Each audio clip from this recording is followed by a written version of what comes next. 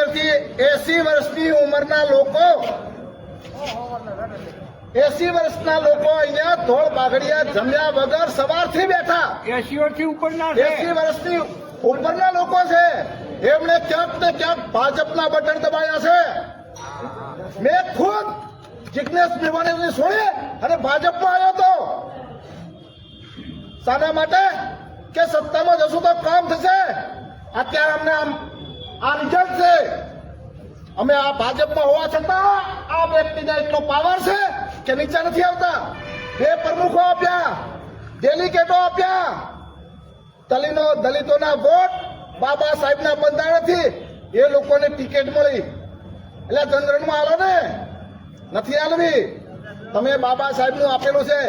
આ અમે હાલ બોલીએ ને એ અમને બાબા સાહેબે એક આપ્યો છે. અમને કોઈ નહીં રોકી શકે. મારે કોઈ ટિકિટની જરૂર નથી. મારે કોઈ ફાઇલો ચલાવવાની જરૂર નથી. મારે કોઈ કરવાનું નથી. એટલે બોલું છું. મારે કોઈ કોંગ્રેસ ભાજપમાં એક જગ્યાએ ટિકિટ લેવાની નથી. એટલે આ કલેક્ટર સાહેબે હવે રાજ્ય મુદ્દો બનાવ્યો છે. હવે આઉટ સ્ટેટથી પણ લોકો અહીંયા આવશે. એમને પણ અમારા દુઃખ થાય છે. અહીંથી કહેતા દુઃખ થાય છે.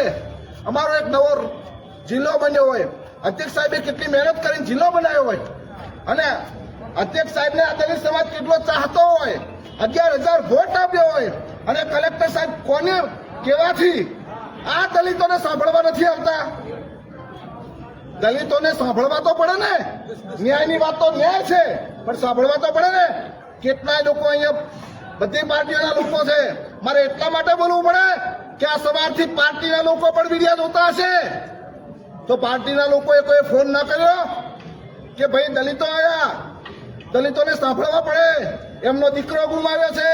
એ જ્યારે એનું મોત થયું ને ત્યારે એની છોકરી 35 દિવસની હતી. એટલે મોતનો મલાજો તો રાખો. તમે બીજું કઈ ના કરી શકો, તમે ન્યાય ના આપી શકો તો કઈ નહીં, પણ ખાલી અમને સાંભળવા તો આવો. તમે કોઈકના કહેવાથી, મને લાગે છે કોનું કેવું છે એ સમય આ ઇનામ આપીશ કે આના કહેવાથી કલેક્ટર સાહેબ નીચે નથી આવતા. આના કહેવાથી અધ્યક્ષ સાહેબને વોટ તોડવો છે એ પણ કહીશ, પણ એનો સમય આવશે.